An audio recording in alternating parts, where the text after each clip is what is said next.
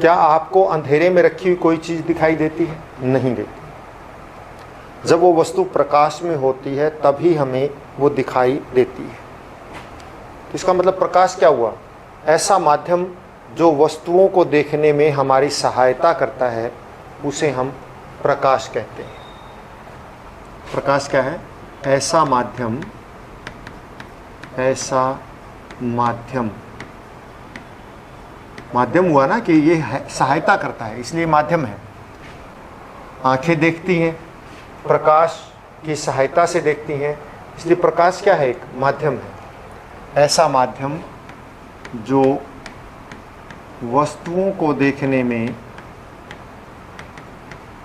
वस्तुओं को देखने में हमारी सहायता करता है,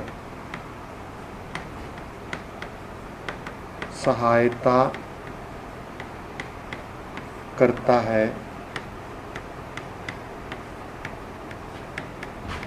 उसे प्रकाश कहते हैं।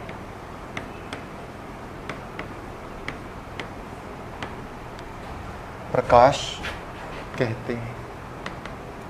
ऐसा माध्यम जो वस्तुओं को देखने में सहायता करता है, उसे क्या कहते हैं? प्रकाश कहते हैं। अब प्रकाश की प्रकृति क्या है? प्रकाश की प्रकृति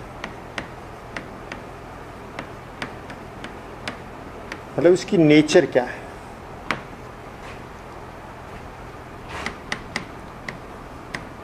प्रकाश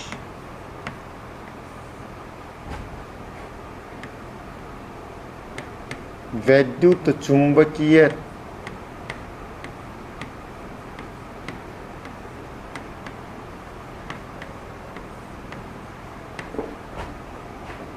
तरंगों के रूप में गमन करता है,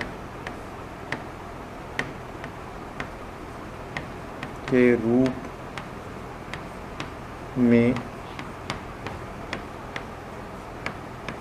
गमन करता है।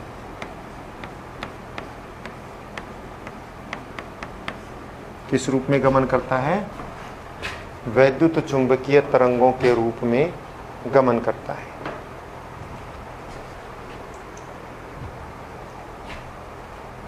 तो ये प्रकाश की प्रकृति है। तो प्रकाश क्या हुआ? मतलब ऐसा माध्यम जो वस्तुओं को देखने में हमारी सहायता करता है, उसे हम क्या कहते हैं? प्रकाश कहते हैं। प्रकाश की नेचर क्या है? प्रकृति क्या है? ये वैद्युत चुंबकीय तरंगों के रूप में होता है। इसको हम बोलते हैं इलेक्ट्रोमैग्नेटिक वेव्स। इलेक्ट्रोमैग्नेटिक वेव्स यानी विद्युत चुंबकीय तरंगें, इस रूप में गमन करता है। इसके बाद है कि प्रकाश के द्वारा विभिन्न कौन कौन सी ऐसी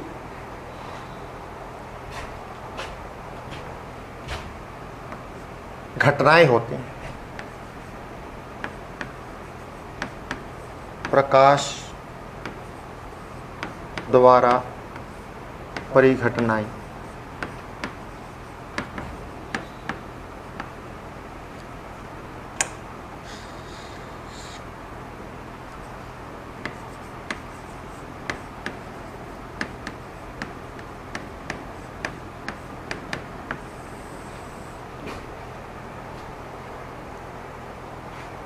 प्रकाश से क्या होता है? देखिए,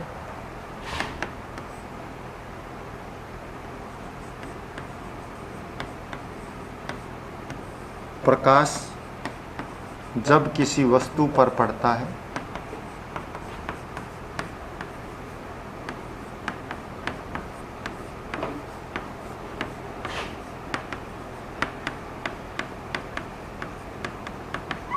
तो क्या हो सकता है? नंबर 1, परावर्तन।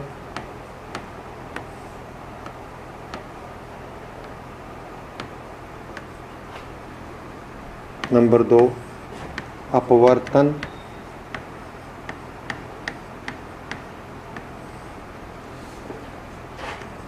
नंबर 3 परावर्तन अपवर्तन। ये तो हमारे सिलेबस के हैं दोनों, जो हमारे साथ में आएंगे। और इसके अलावा प्रकाश जो है अपने पथ से थोड़ा सा मुड़ जाता है, यानी कि थोड़ा सा हट जाता है, जिसको विवर्तन कहते हैं। विवर्तन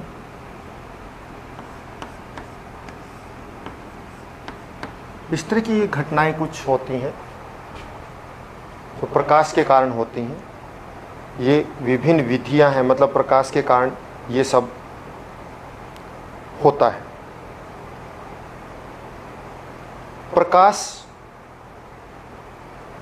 की क्या क्या प्रॉपर्टीज हैं, यानी गुण हैं, प्रकाश के गुण।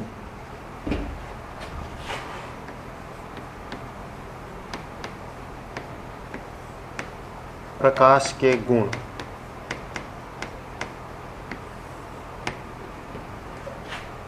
नंबर 1,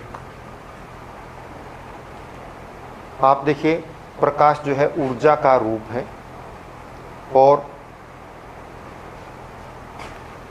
प्रकाश ऊर्जा का एक रूप है।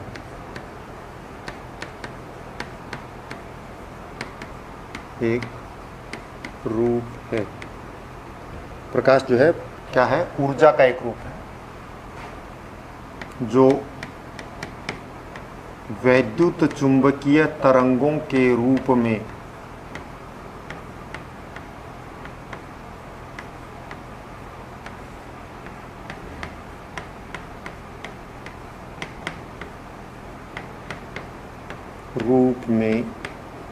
गमन करता है।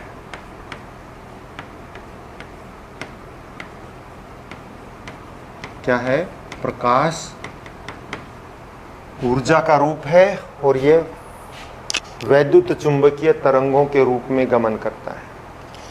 दूसरा जो है, प्रकाश को चलने के लिए किसी माध्यम की आवश्यकता नहीं होती है।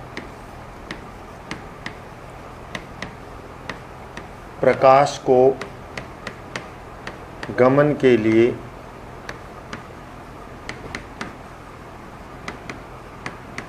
किसी माध्यम की आवश्यकता नहीं होती। किसी माध्यम की आवश्यकता नहीं होती, अर्थात ये निर्वात में से गमन कर सकता है। अर्थात प्रकाश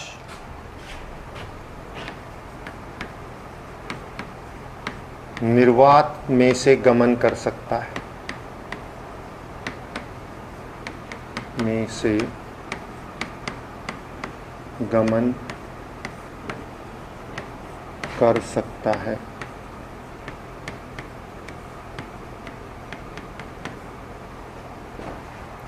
प्रकाश की चाल निर्वात में, निर्वात मतलब जहां पर कोई भी हवा भी नहीं है, कुछ भी नहीं है, उसको निर्वात बोलते हैं। निर्वात में प्रकाश की चाल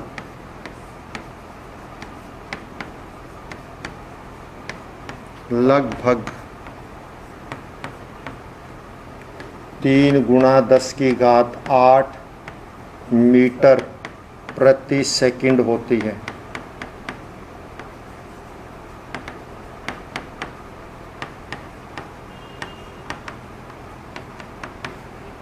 यानी 1 सेकंड में लगभग आप यूं भी कह सकते हैं 3 लाख किलोमीटर तक की दूरी तय कर देता है।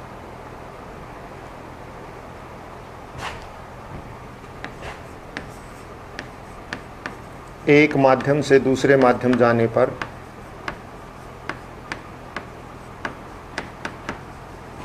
दूसरे माध्यम में जाने पर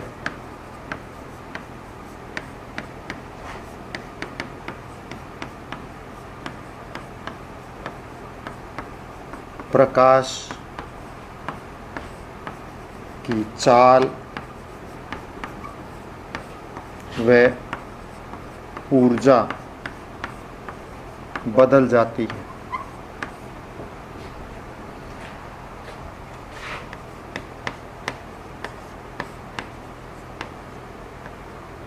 मतलब जब प्रकाश एक माध्यम से दूसरे माध्यम, एक माध्यम का मतलब जैसे वायु से पानी में जाए, जल में जाए, या पानी से कांच में जाए, तो ये माध्यम है अलग अलग।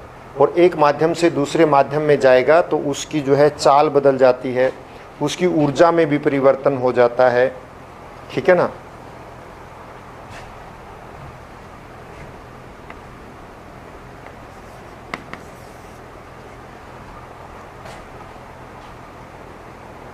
प्रकाश का जो तरंग दैर्घ्य है, तरंग दैर्घ्य भी बदल जाता है। प्रकाश का जो तरंग दैर्घ्य है, प्रकाश का तरंग दैर्घ्य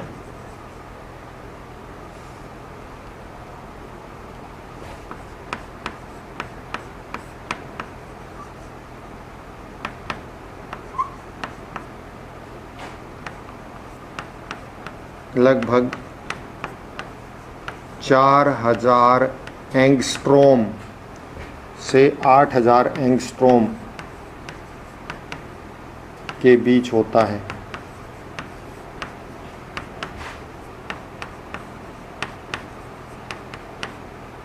ये एंगस्ट्रोम है, ANG, एंगस्ट्रोम। एंगस्ट्रोम एक इकाई है तरंग दैर्घ्य को मापने के लिए।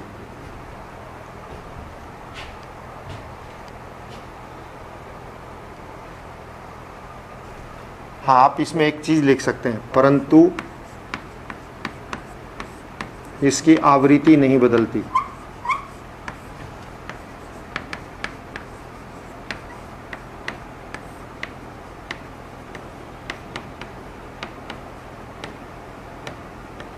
जब प्रकाश की किरणें एक माध्यम से दूसरे माध्यम में जाएंगी तो उनकी चाल में बदलाव आ जाएगी, ऊर्जा बदल जाएगी, तरंग दैर्घ्य भी बदल जाता है, लेकिन आवृत्ति नहीं बदलती।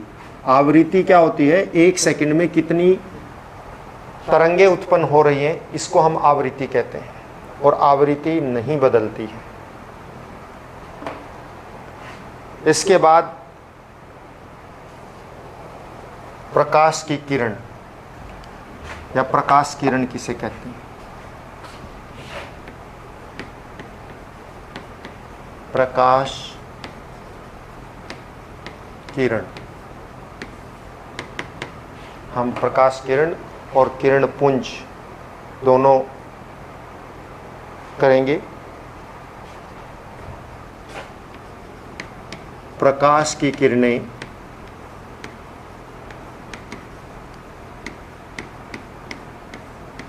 सीधी रेखा में गमन करती हैं।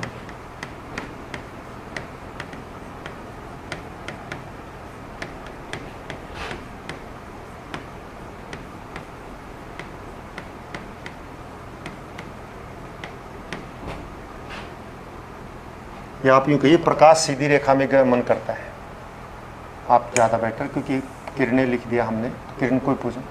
प्रकाश सीधी रेखा में गमन करता है।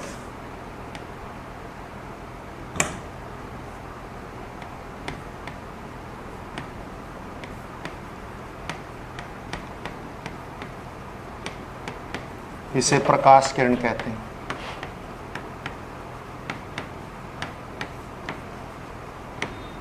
किरण कहते हैं मतलब प्रकाश का सीधी रेखा में गमन करना। वो जो सीधी रेखा बनेगी वो क्या है, प्रकाश किरण। और उसके बाद किरण पुंज, प्रकाश किरण पुंज।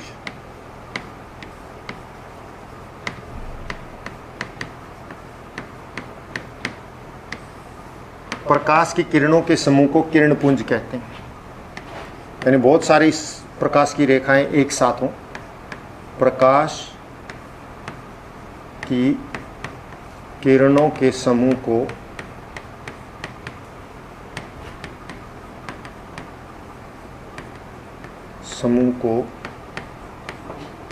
किरण पुंज कहते हैं।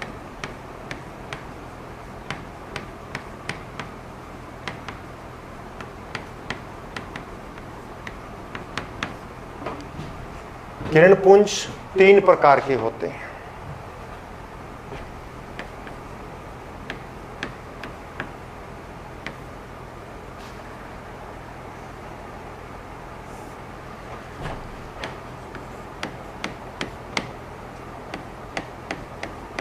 तीन प्रकार के होते हैं।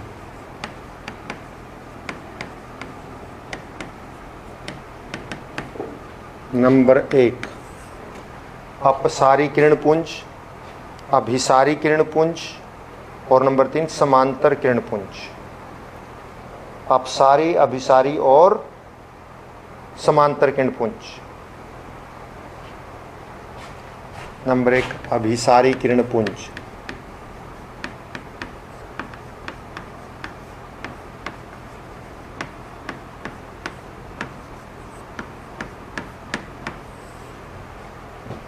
ऐसा किरण पुंज जिसमें प्रकाश की किरणें एक स्थान पर आकर मिल रही हैं। ऐसा किरण समूह अथवा पुंज एक ही बात है, जिसमें प्रकाश की किरणें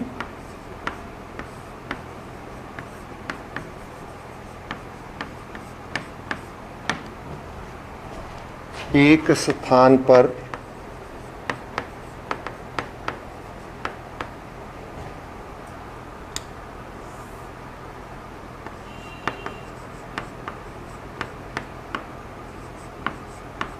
आकर मिल रही हूं,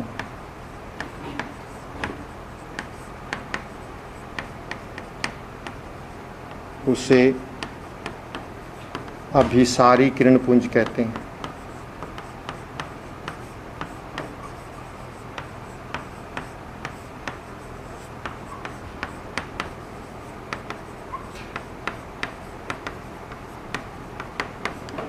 जैसे इसमें प्रकाश की किरणें विभिन्न दिशाओं से आएंगी, अलग अलग दिशाओं से, और एक ही स्थान पर आके मिलेंगी।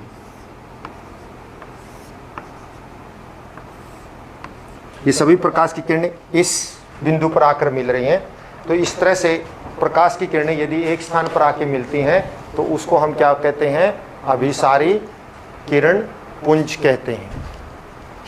और इसके बाद अपसारी किरण पुंज और समांतर किरण पुंज।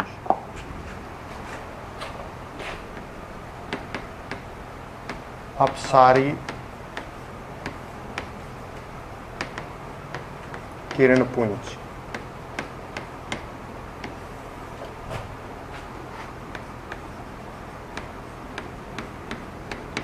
किरणों का ऐसा समूह जिसमें प्रकाश की किरणें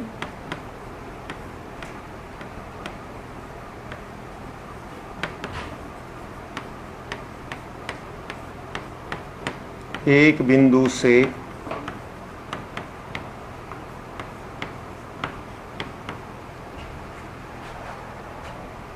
फैलती हुई नजर आ रही हूं, जिसमें एक बिंदु से प्रकाश की किरणें क्या हो रही हों? विभिन्न दिशाओं में फैल रही हूं।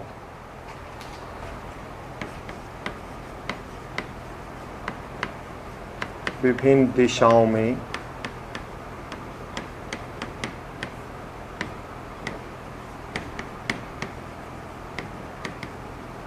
फैल रही हों,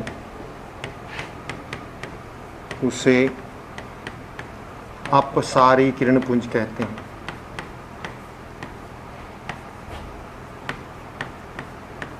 किरण पुंज कहते हैं। जैसे एक बिंदु से विभिन्न दिशाओं में फैल रही हैं, जा रही हैं, अलग अलग दिशाओं में बाहर की तरफ जा रही हैं, तो ये क्या है? अपसारी है, फैल रही है प्रकाश की किरण, इस बिंदु से निकल के बाहर जा रही है। और तीसरा है समांतर प्रकाश पुंज। समांतर किरण पुंज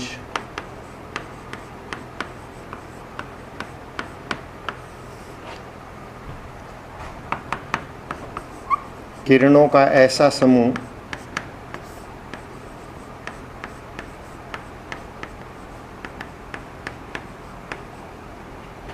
जिसमें प्रकाश की किरणें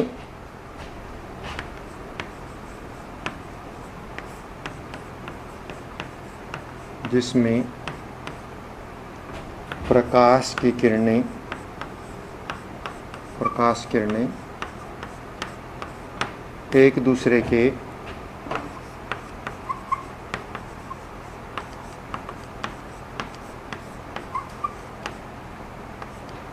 समांतर गमन करती हैं।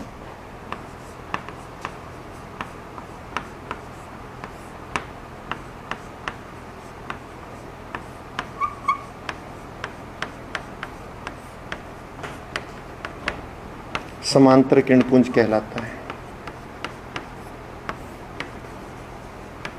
समांतर किरण पुंज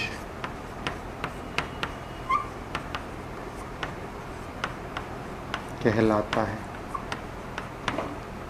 इसमें प्रकाश की किरणें इस तरह से एक दूसरे के समांतर चल रही हैं, ऐसे समांतर चलती हैं, बीच की दूरी बराबर रहती है। तो ऐसे किरण पुंज को हम क्या कहते हैं? समांतर किरण पुंज। आज के लिए इतना ही काफ़ी। घर पर रहें, स्वस्थ रहें और अपना काम हर रोज करते रहें।